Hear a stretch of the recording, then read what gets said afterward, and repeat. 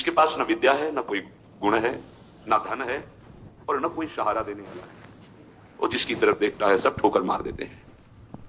हर जगह धक्का, कोई सहारा देने वाला नहीं, उसके पास कुछ नहीं, कोई अगर उसकी तरफ से निकलना चाहो तो हटकर दूर खड़ा हो जाएगा, कहीं कुछ मांग न ले, कहीं कुछ कह न दे। ऐसा बहुत ध्यान से सुनोगे तो आनंद आ जाएगा। अब तुम्हारा सुधार होना प्रभु की जिम्मेवारी है, तुम्हारा कर्तव्य नहीं रह गया अपना सुधार करना। तभी तो आश्चर्य होता है कि कल तक तो ये ऐसा, आज ऐसा कैसे हो सकता है, कल हमने देखा ऐसा और आज कैसे ऐसा। अरे एक क्षण में, ये बहुत बढ़िया बात है। भगवान कृपा करें और हमें हर जगह से ठोकर मिले।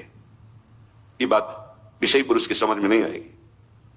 कोई हमें आदर न दे, कोई हमें अपना कहने वाला ना हो तो हमारा मन भाग पड़ेगा गोविंद की तरफ, क्योंकि ये बिना सहारा लिए चल नहीं सकता। हृदय का एक विषय है, वो किसी न किसी का सहारा लेके ही चलता है, किसी व्यसन का, किसी व्यक्ति का, किसी भोग का, किसी न किसी। देख लो आप हृदय से, बस इसके यही सहारे काटने हैं और पूर्ण ये सब सहारे एक जगह पूर्ण हो जाएं। भगवान का सहारा, लाडली जी का सहारा, जिसके पास न विद्या है, न कोई गुण है, न धन है और न कोई सहारा देने वाला है, वो जिसकी तरफ देखता है सब ठोकर मार देते हैं। सबने जिसको त्याग दिया है, अगर वो कहीं संत कृपा से भगवान की शरण में आ जाए, ऐसा प्रभु की शरण ले ले, प्रसिद्ध गुण माश्रित सुजना, भगवान उसमें जो सुजन महात्मा जन है, उनमें जो गुण होते हैं वो सब भर देते हैं उस शरणागत में, दिव्यता आ जाती है और विश्व विख्यात उसे कर देते हैं। ये भगवान का शरणम यम ते भी प्रसिद्ध गुणमाश्रित सुजना विमुक्तास्तम। जो बिल्कुल गुणहीन था, धनहीन था, विद्याहीन था, सब ठोकर मारते थे, कोई सहारा देने वाला नहीं था। ये सब इस मानो ये हमारे ही जीवन की बात कही जा रही है। हम सब, अगर आप भ्रम से मान रहे हैं कि आप में कुछ, अपने तो इस जीवन जो लिखा है वही जीवन था, कुछ नहीं, किसी योग्य नहीं, तो क्या करें। जब भगवान की वो शरण में आया तो सारे वो गुण भर दिए भगवान ने जो एक दिव्य महात्मा में होते हैं। और क्या किया, उसे विश्व विख्यात कर दिया। और क्या किया, बोले विमुक्तास्तम, जो जीवन मुक्त महापुरुषों की स्थिति, वो स्थिति प्रदान कर दी, किसी अन्य साधन से नहीं, एकमात्र शरणागति से। ऐसे हैं हमारे भगवान श्री कृष्ण, मैं प्रणाम करता हूं। वंदे यदुपति महम कृष्ण ममलम। निर्मल बना करके जीवन मुक्त परमहंसों की स्थिति प्रदान भगवान को देने में कोई दुर्लभ बात है क्या। शरणागति, मत भटको इधर उधर। शरणागति बहुत जोर का विषय है, ये समझना है। भगवान कहते हैं क्या करना है, क्या नहीं करना है, अब तुम्हारे ऊपर ये भार नहीं रहा। बहुत ध्यान से सुनोगे तो आनंद आ जाएगा। तुम्हें ये बात कोई समझाएगा भी तो नहीं समझ में आएगी कि तुम्हारा कल्याण नहीं होने वाला। अरे ऐसा ऐसा करे तब जीवन मुक्त होता है, आपको विश्वास नहीं मानना, यहां बात सुनो, उसको बैठा लो। क्या करना है, क्या नहीं करना है, ये तुम्हारी जिम्मेवारी खत्म। अब वो क्या कराना है, कहां पहुंचाना है, ये जिम्मेवारी प्रभु की हो गई, क्योंकि आप शरणागत हैं। बिल्कुल बैठा लेना हृदय में, कभी डरना नहीं, कभी संशय मत करना।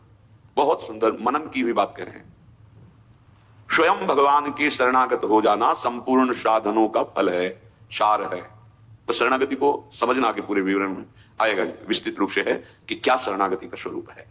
शरणागत हो जाना प्रभु के संपूर्ण साधनों का फल है, सार है। जैसे भक्ति के 9 विशेष स्वरूप हैं, श्रवणम, कीर्तनम, स्मरणम, विष्णुपाद सेवनम, अर्चनम, वंदनम, दास्यम, सख्य।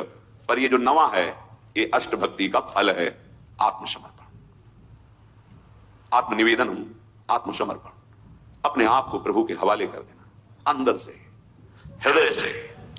आप देखो ऐसा वो परिस्थिति पैदा कर देते हैं या ऐसा ज्ञान दे देते हैं, दोनों बातें हुई। पूर्ण समर्पण तभी होता है जब अशरण हो जाता है। हर जगह धक्का, कोई सहारा देने वाला नहीं, उसके पास कुछ नहीं, कोई अगर उसकी तरफ से निकलना चाहो तो हटकर दूर खड़ा हो जाएगा, कहीं कुछ मांग न ले, कहीं कुछ कह न दे। ऐसा तिरस्कृत, उसे विश्ववंदनीय बना देते भगवान। पक्का केवल शरणागति बहुत बड़ा स्वरूप है शरणागति का। ये संपूर्ण साधनों का सार है। शरणागत भक्त को अपने कल्याण के लिए कुछ भी करना शेष नहीं रहता। सुनते जाना।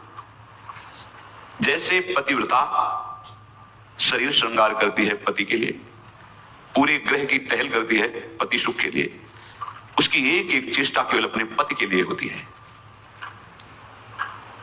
यहां तक कि वो पूरे कुटुंब का, पुत्र पुत्री सबका पालन पोषण केवल पति प्रसन्नता के लिए करती है। ठीक बस ऐसे ही शरणागत का स्वभाव बन जाता है। उसकी शरीर की सारी चेष्टाएं प्रभु को समर्पित, सारी इंद्रियों की चेष्टाएं प्रभु को समर्पित, शरणागत है। तभी सेवक जी महाराज कह रहे हैं, हरिवंश पतिव्रत है जिनके, सुख संपत्ति दंपति जो जिनके, वृंदावन में विराजमान सहचरियों के मध्य में प्रिया प्रीतम के प्रति जिसका ऐसा अनन्य भाव, बोले उसको निश्चित प्रिया प्रीतम प्राप्त होते हैं, उनकी सेवा उसको प्राप्त। ये बहुत बड़ी बात है। ज्ञान निधि, वैराग्य निधि, बड़े बड़े महापुरुष जब थोड़ा सा रस का श्रवण हुआ तो आकांक्षाएं जागृत हो जाती हैं। हरिराम व्यास जी जिसे पद में कह रहे हैं, किशोरी तेरे चरणन की रज पाऊं, बैठी रहूं कुंजन के कोने श्याम राधिका गाऊं। जो रज शिव शनकादिक याचत, जिस रस के किनका को श्रवण करके याचना करते हैं कि अगर रज मिल गई तो प्रेम मिल जाएगा, प्रेम मिल गया तो प्रिया प्रीतम मिल जाएंगे। ज्ञान समुद्र है भगवान शिव, ब्रह्मा जी परम ज्ञान समुद्र हैं। संपूर्ण सृष्टि का सृजन ज्ञान विज्ञान उन्हीं की तो देन है। शरणागत भक्त शरीर को सुखपूर्वक रखता है, नहाना धोना कपड़ा वसो। कैसे? जैसे पतिव्रता अपने शरीर को सजाती है, उसका उद्देश्य क्या होता है? पति को सुख देना। पति देखेगा प्रसन्न होगा। ये हमारे परम पति का दासत्व है। गर्भ से जैसे वो मांग भरती है, मंगल सूत्र धारण करती है, ऐसे ये तुलसी जी ये हमारा मंगल सूत्र है हमारे प्रीतम परम पति के लिए। ये जैसे ये हमारा सुहाग है। अरे किसी के एक प्रीतम होते हैं तो ठसक में घूमती, हमारे तो दो दो प्रीतम, प्रिया और प्रीतम दोनों, विहरत दो प्रीतम कुंज, ये हमारे दो है। उस शरीर को लेकर के कि जैसे कोई बाहर ही देखे पोशाक धारण की हुई है, खुशबू आ रही है उसके शरीर से, इत्र लगा हुआ है स्वामिनी की प्रसादी और पान पाए हुए स्वामिनी का पान प्रसाद। जैसे हम पात्र मार्जन करके श्री जी की सेवा में लगाते हैं, अब ये शरीर श्री जी की सेवा का पात्र है।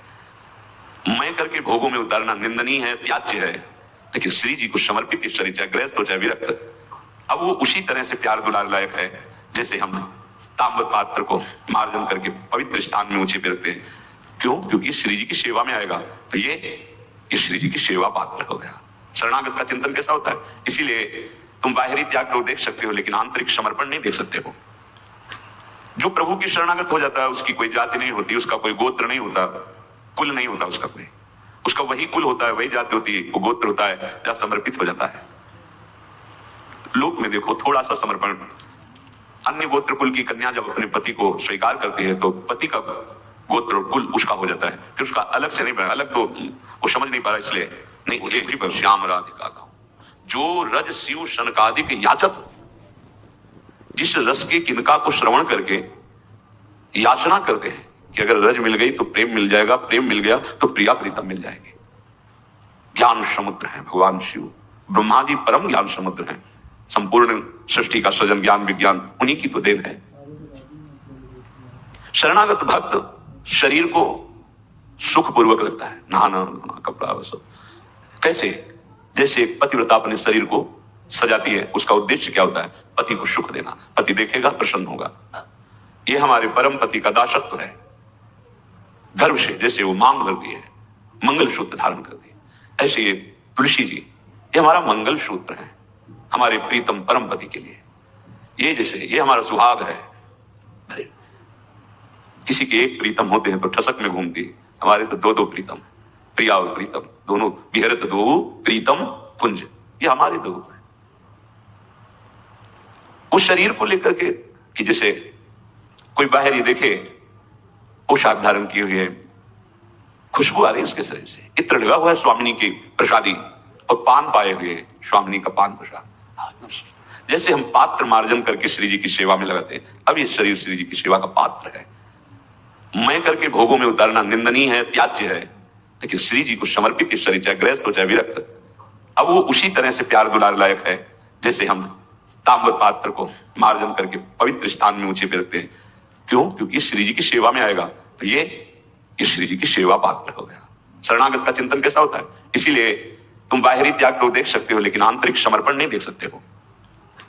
जो प्रभु की शरणागत हो जाता है, उसकी कोई जाति नहीं होती, उसका कोई गोत्र नहीं होता, कुल नहीं होता उसका कोई, उसका वही कुल होता है, वही जाति होती है, वो गोत्र होता है, जहां समर्पित हो जाता है। लोक में